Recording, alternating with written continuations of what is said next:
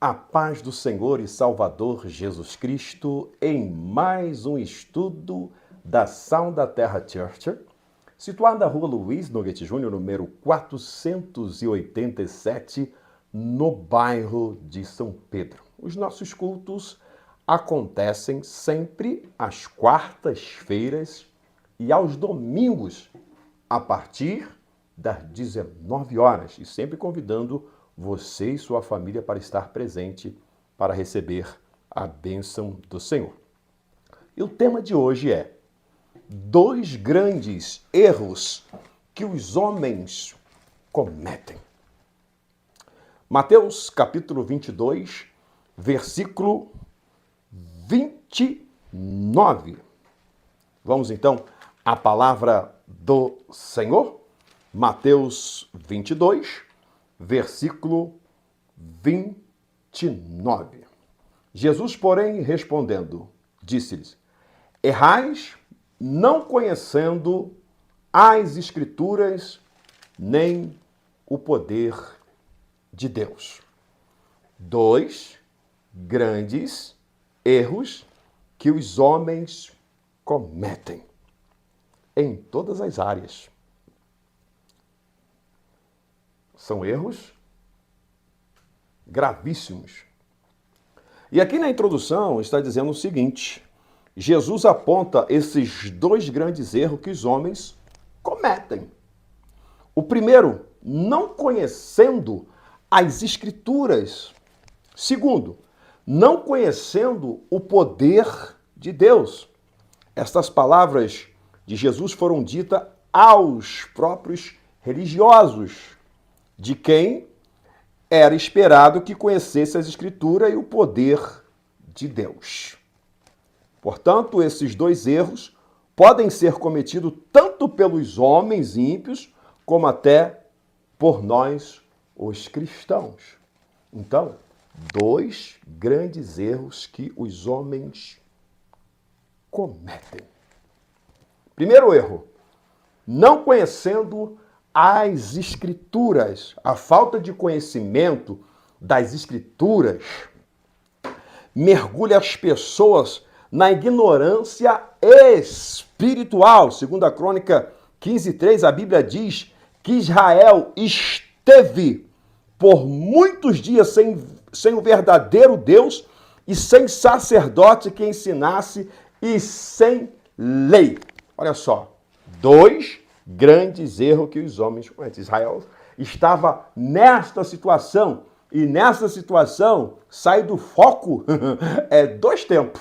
E aí as coisas começam a acontecer ao ponto das pessoas não terem a visão de sua situação, discernimento, e aí acabam se perdendo na caminhada. No Salmo 73, versículo 11, os ímpios cometem este grande erro dizendo: como sabe Deus, né? Ou há conhecimento no Altíssimo? Os ímpios cometem esse grande erro dizendo, né? Porém, a própria palavra de Deus responde a esse tipo de ímpio dizendo: não sejais como o cavalo, nem a mula que não tem entendimento, cuja boca precisa de cabresto freio, para que não se atirem a um despenhadeiro. Salmo 32, versículo 9. Ou seja, precisa, colocar ali então um cabresto para poder, ser manipulada. Quando não tem o conhecimento desses dois erros que acabam muitas das vezes a pessoa entrando em situações complicadas, porque fica sem visão, sem discernimento de toda uma situação. E aqui em Provérbios 29, 18, o sábio Salomão escreve dizendo: não havendo profecia, o povo se corrompe, mas o que guarda a lei, este é bem-aventurado, é feliz. Então, quando não tem profecia, o que acontece? O povo fica corrompido. E nessa corrupção, o que pode acontecer? Muitas coisas trágicas que muitas pessoas estão vivendo. Eu sempre vou dizer o seguinte: você e eu, nós, temos muitas opções para plantar, Mas quando nós vamos colher, não temos opção alguma. Não temos. E aqui está dizendo o quê? Não havendo profecia, o povo se corrompe. E quando o povo se corrompe, só vai semear coisas que não vai trazer edificação para o futuro. Ao ponto de algumas pessoas dizerem, mas por que eu estou nessa situação? O que eu estou vivendo hoje?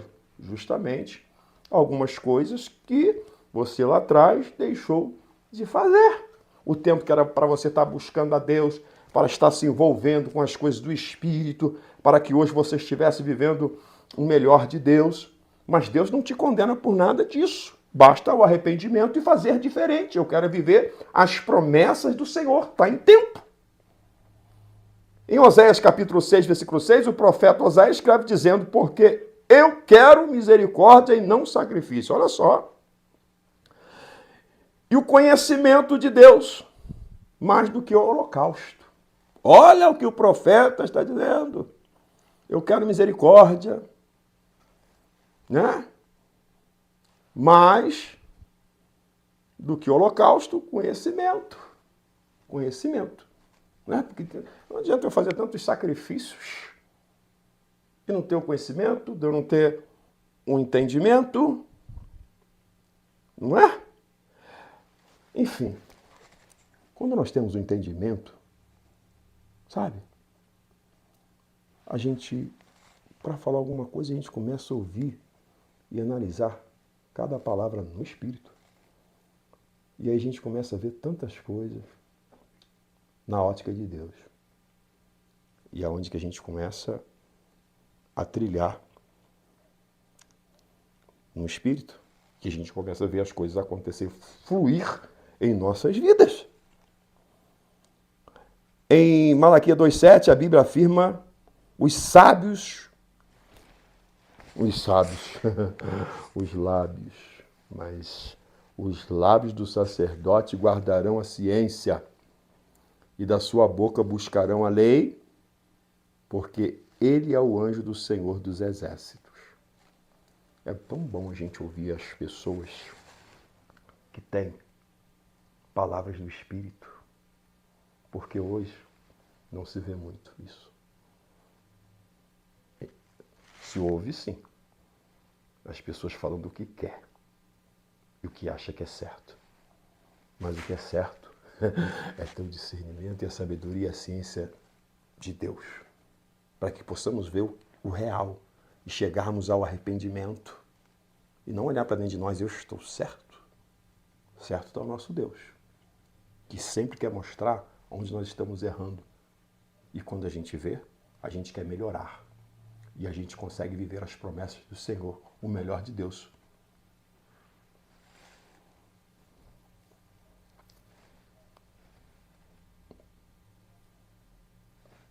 Aqui em João 5,39, Jesus disse, examinai a Escritura, porque vós cuidais ter nelas a vida eterna, e são elas que de mim testificam. As Escrituras nos dá visão, nos dá entendimento, e você pode viver coisas maravilhosíssimas que você nunca viveu.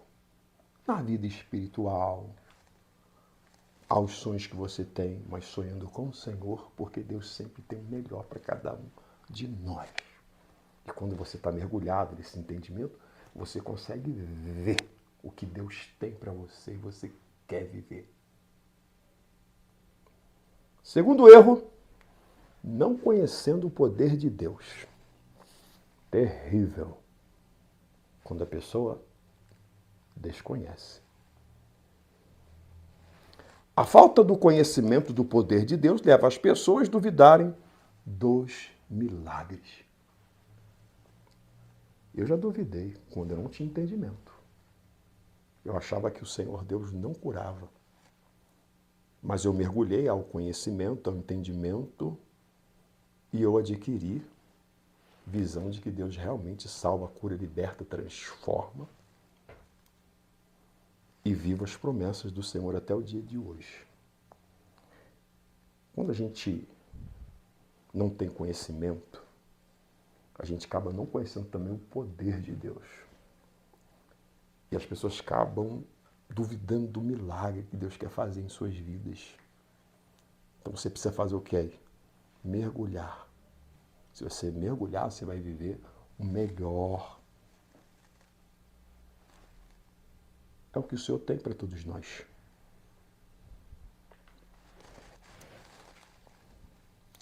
A Bíblia é um livro de milagres.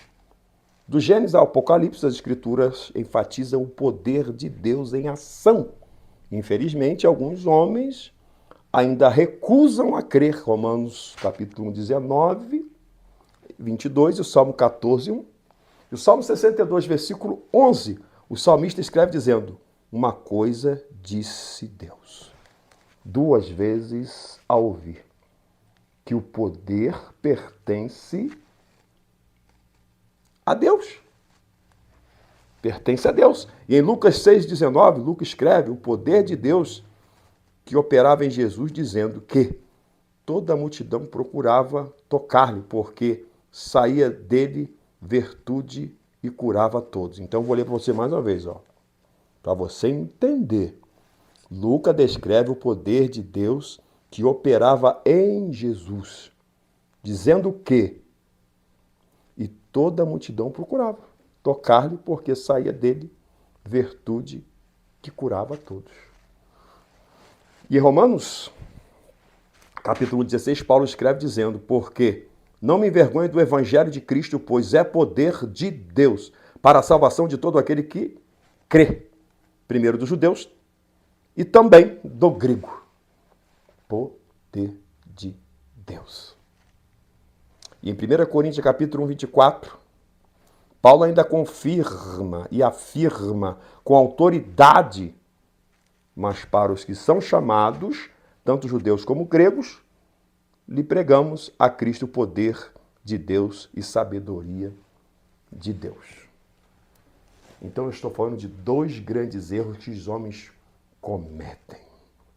Dois. Primeiro erro, não conhecendo as Escrituras. Segundo erro, não conhecendo o poder de Deus. Conclusão para você entender.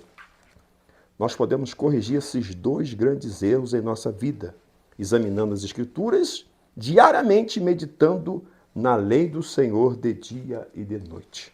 Josué capítulo 1, versículo 8 e Salmo 1 ao 3. E conhecendo mais ao Senhor, procurando se fortalecer no Senhor, na força do seu poder. Oséias capítulo 6, 3 e Efésios 6, 10. Está aí. Deus te abençoe e te guarde. Amém.